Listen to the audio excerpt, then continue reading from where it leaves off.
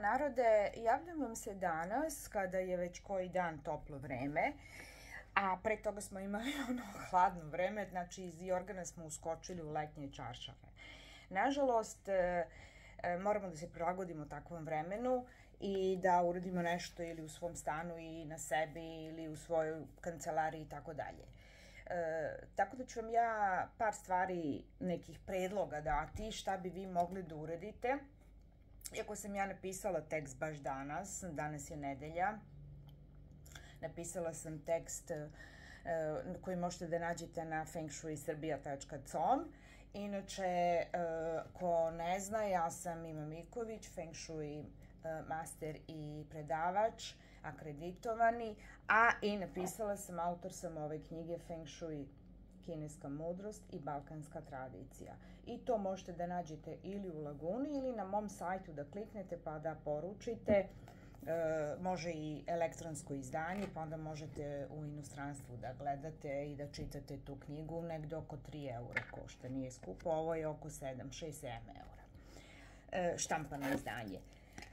Ukoliko imate veliki problem sa vrućinom, a svi imamo sad ovih dana, a još ako ste na sunčanoj strani, onda stvarno imate veliki problem. Vrućina predstavlja yang energiju, znači sunce, toplota, crveno, žuto, jake boje, izaziva agresiju ako je prevelika količina vatre.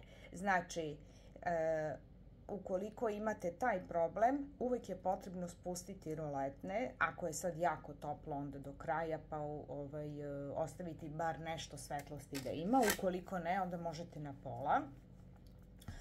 I treba uvek sa yang energijom da se malo ublaži sa yin energijom. Znači, yang energiju ublažavate sa yin energijom i suprotno. Yin energija predstavlja vodu, predstavlja tamne boje, predstavlja minus, predstavlja noć, jel? Yang energija predstavlja dan, predstavlja vatru, a ovo je noć, mir. Dobro, sad naravno da znate da postoji i yin energija koja je opisana i kao bolest, negativne emocije i tako dalje, ali svakako uvek mora da postoji takozvani balans ili harmonija između yina i yanga, znači mora da bude u balansu, ni previše yina, ni previše yanga. To znači da bi trebalo, kao što sam rekla, da se umanji ta vrućina. Vrućinu možete da umanjite tako što smo već rekli da spustite roletne. Takođe da imate neku yin energiju u stanu, a to je akvarijum, fontana, ovlaživač vazduha. Ako imate klimu možete, ventilator takođe je kao bolja opcija, ali ako je i suviše vrućine, onda mora da se uključi klima, kao što je to u istočnim i daleko istočnim zemljama. Ono što je bitno kod klime, treba da vodite računa da uvek bude očišćen filter, da je okrenuto na gore ili na dole, da ne ide na vas direktno, jer to je jako opasno, znate i sami možete se ukočite. Što se tiče ventilatora, on je čak povoljnija varijanta zbog toga što ne izbaci onaj jaki freon na koga su neki mnogi alergični. U svakom slučaju, neki vid te yin energije treba da unesete. Takođe, neke svetle boje, ne tamne, nego svetlije boje koje će da odbijaju sunce. Međutim, tu sad ulazimo u varijantu da li je yin ili yang, u zavisnosti kako gledate, ali svakako treba da se odbija sunce, da ne privlači. E sad, samo da vidim, takođe imaju i kristali koji pomažu i naravno žive biljke. Kristali sami po sebi nose informacije, uvek možete da stavite one hladnije varijante boja, kao što su vodene boje, crna i ostale, a pored sebe, znači na sebe, možete i oko sebe da stavite kao što su klasterioni ili geode. Možete uvek da stavite par kapi osvežavajućih eteričnih ulja kao što su narandža, limun, bergamot, vetiver, limunova trava, jel? Origano, možda će biti malo jači, lavandu nemojte jer ona uspavljuje, jer već ste uspavani od vrućine, znači treba da vas malo podigne. možete eukaliptus sa limunom da mešate pa da dodate. To sve možete na kristale, možete staviti u aroma lampu, onu koja ide na vatru, odnosno na sveću, ili ona koja izbacuje vodenu paru, što u stvari je osveživač i još bolje spušta tu temperaturu u okviru nekog prostora.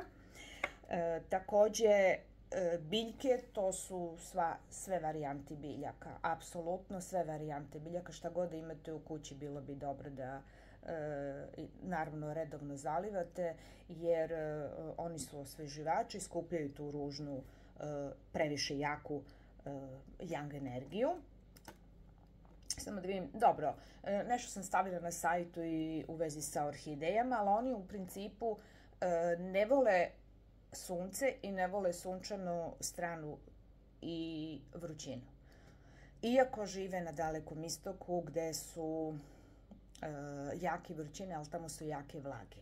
Dakle, ako imate orhideje, dobro bi bilo da imate vlažan deo, na vlažni deo stana, tamo gde vam je tamnija strana, a na ove strane gde je jako toplo držite one brazilsku puzevicu, držite vodeni ljiljan, to vam je ova biljkica. Jel? Možete da držite sve što ima veliko lišće, jer bolje će da vam skuplja tu vrućinu, odnosno znate sami kad ste kroz šumu, to je odličan kad hodate kroz šumu ili kad imate negde više drveća, onda vam pomaže da se ohladite.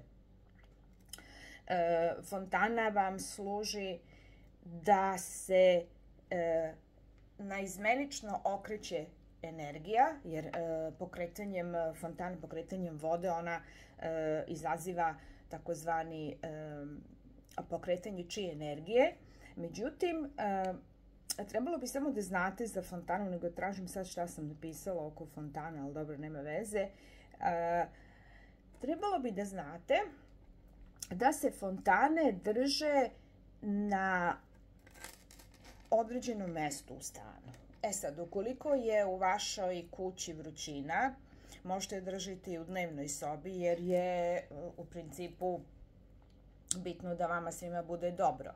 Ali ona se kao po nekom feng shui predlogu drži ili ispred vrata ukoliko imate kuću, znači pre nego što uđete u kuću sa desne strane, ili ako izlazite iz kuće sa vrata, onda sa leve strane. Isto vam je i u stanu. Zašto? Zato što energija chi ona ide cirkularno i samim tim taj vid vode donosi do vaših vrata, znači tu fontanu koju imate ispred ili unutra. Tako da, ukoliko imate tu mogućnost da držite fontanu baš pored vrata koje je veliko predsoblje, ili ako imate svoju kuću, ukoliko nemate, onda možete u dnevnoj sobi da držite, nije uopšte problem. Naprotiv, još će da vas bolje raskladi. Šta je sad bitno? Samo da menjate vodu, da se ne ubuđa, da ne bude ustajala voda. Bez obzira što se okreći, morate vremenom da prečišćavate tu vodu, odnosno da operete fontanu. Takođe je jako dobro imati i akvarijum, zato što akvarijum donosi potpuno druge energije. Akvarijum po sebi predstavlja takođe neku aktivaciju novca. Međutim, on predstavlja i ima čitavih 5 elemenata. Sad hoću da baš da vam kažem i koju vrstu da uzmete. I predstavlja uopšte blagostanje, ubrzano je, dobro je kad ima pumpu, zato što je ubrzana energija, prečišćava, ali ima i 5 elemenata. Dakle, ima vodu, ima vatru, vatra je živo biće, to su ribice, ili svetla, znači onu svetlost koju treba da dajete, odnosno neke lampa neka. Takođe ima element drveta, to je ako stavite neke biljke, a trebalo bi da stavite. Takođe element zemlje, to vam je neki kamen ili nešto što imate u okviru tog akvarijuma, ili samo šljunak dole neki.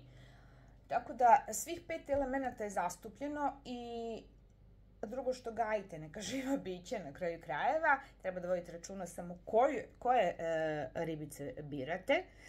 I na kraju je bitno da znate kakav oblik.